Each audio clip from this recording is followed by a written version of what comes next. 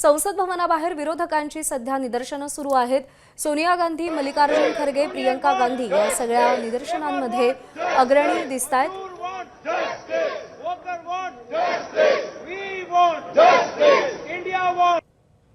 तर घोषणाबाजी केली जाते, आम्हाला न्याय हवाय असं सांगितलं जात आहे। कामगार कायद्यातल्या सुधारणेविरोधात सध्या हे निदर्शनं केली जात आहेत। लेबर फर्स्ट प्रॉफिट्स लेटर असं या विरोधकांचं म्हणणं आहे। Protect the workers right, stop labour codes असं देखील मागणी करत ही निदर्शनं केली जात आहेत।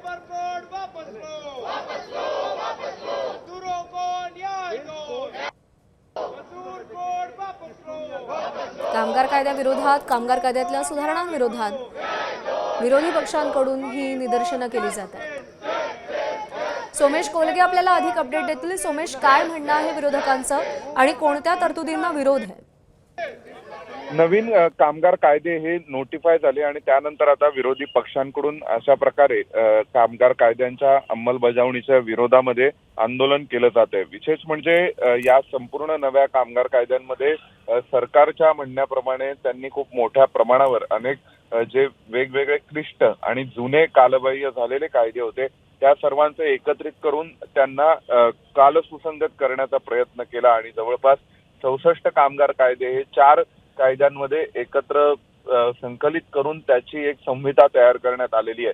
परंतु विरोधी पक्षांचं असं म्हणणं आहे की यातून बरेचसे अधिकार हे कमी झालेले आहेत। उदाहरणार्थ कमीत कमी किती कामगार असावेत एखाद्या लेबर कोडच्या ऍप्लिकेबिलिटीसाठी, तर त्याची संख्या वाढवण्यात आली आहे। त्यामुळे अनेक इंडस्ट्रीजना याचा फायदा मिळेल।